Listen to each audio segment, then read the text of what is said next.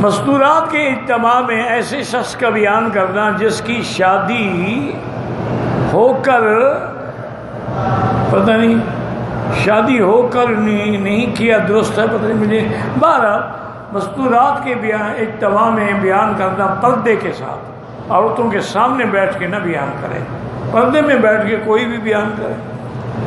حضور پاک بیان فرماتے تھے ایک آدمی اپنی بیٹی سے زنا کرتا ہے، نکاح اس کا ختم ہو گیا، ہر چیز ختم ہو گیا، ایسے ملعون کے ساتھ بات کرنا یا رہنا یا بولنا جو ہے وہ مسلمان کے لیے جائز نہیں ہے۔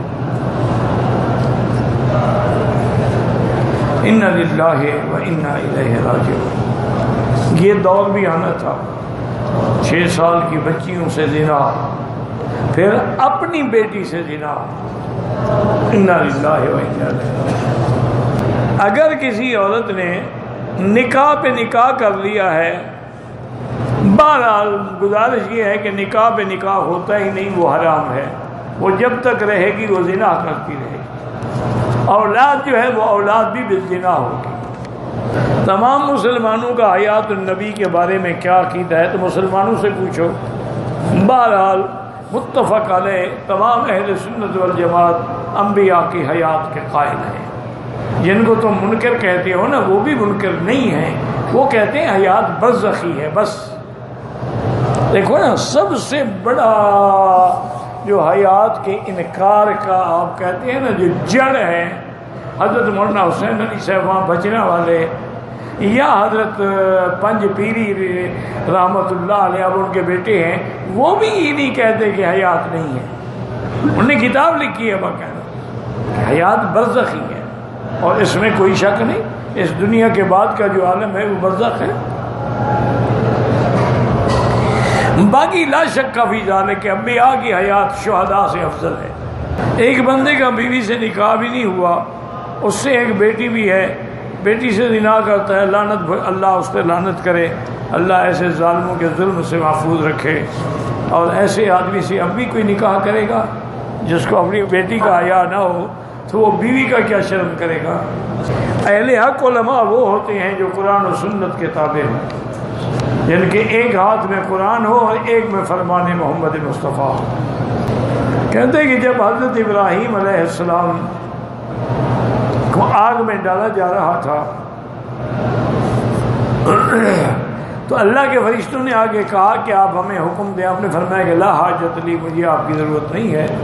یہ سورۃ ابراہیم قرآن میں کھول لیں کسی تفصیل میں، وہاں ساری تفصیل آپ کو مل جائے گی۔ حتیٰ کہ ایک اتنی بھی روایت ہے کہ حضرت ابراہیم نے عرض کیا کہ حضرت ابراہیم چلو خدا سے مانگنے میں تو کوئی حرج نہیں ہے نا، ہم سے مت اللہ مانگو، اللہ سے تو مانگو۔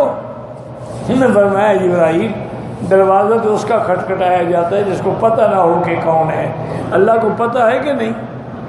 انہوں نے کہا پتہ ہے۔ انہوں نے کہا جب پتہ ہے تو ہم بھی راضی ہیں جلنے پہ، اگر وہ جلانے پہ راضی ہیں تو پھر ہم بھی جلنے پہ راضی ہیں۔ جب پتہ ہے پھر کہنے کا کیا مطلب؟ خدا بندے سے خود پوچھے بتا تیری رضا کیا ہے۔ اسی لیے پھر اللہ نے فرشتوں کے ذمہ نہیں لگایا، خود حکم دیا قلنا یا نار کونی بردا وسلاما علی ابراہیم۔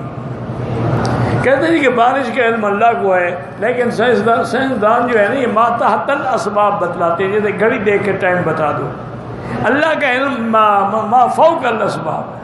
دوسرا ان کو یہ پتہ نہیں ہوتا ہے کہ اس بارش کی مقدار کتنی ہوگی، قطرے کتنی ہوں گے، یہ ساری تفصیل اور جزیات کا علم صرف اللہ کو ہے۔ باقی مطلقاً خبر دے دینا، بادل نظر ہے ہم بھی کہہ دیتے ہیں شاید بارش ہوگی، یہ کوئی علم غیب تو نہیں ہے۔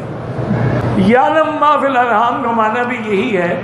ڈاکٹر تو اس کے بارے میں بتائے گا نا جس کا الٹرا ساؤنڈ کرے گا، جو دریا میں مچھلیاں ہیں ان کا کون بتلائے گا، جو جنگل میں گیدڑ ہیں، چیتے ہیں، شیر ہیں، ان کا کون بتلائے گا؟ اسی لیے جمع کا صیغہ ہے، سب ارحام کے جاننے والا اللہ ہے۔ حضور کی شکل میں فرشتہ نہیں آیا تھا، وہ تو جبریل علیہ السلام تھے۔ انہوں نے کہا انا رسول ربک لأہب لک غلاما زکیہ، یہ تم نے کہاں سے بنا دیا ہے؟ بشرا سویہ کا معنی حضور کی شکل تھی، معنی انسان کی شکل میں آیا تھا۔ تہجد کے وقت میں اجتماعی دعا کرنا کوئی حرج نہیں، اجتماعی بھی کریں، علیحدہ بھی کریں۔ ایک مشت سے زیادہ کم داڑھی رکھنا جو ہے وہ جائز نہیں ہے۔ ائمہ اربعہ کا اتفاق ہے کہ کم سے کم داڑھی جو ہے وہ ایک مشت ہو، تو جہاں ائمہ اربعہ متفق ہوں دلیل ہوتی ہے کہ وہ سنت ہے۔ علماء حق کے بیانات سننے کے کیا یہی فائدے ہیں کہ لوگ مسلمان ہیں، ورنہ یونیورسٹیوں نے مسلمان نہیں کیا، نہ ٹیلی ویژن نے مسلمان کیا ہے، مسلمان تو انہی درسوں نے اور تقریروں نے کیا ہے۔ قطرے کی بیماری، قطرے آتے نہیں، شک کو چھوڑو، لا حول پڑھ لیا کرو، جب نہیں آتے ہیں کپڑا نہیں بھیگتا ہے، بات ختم۔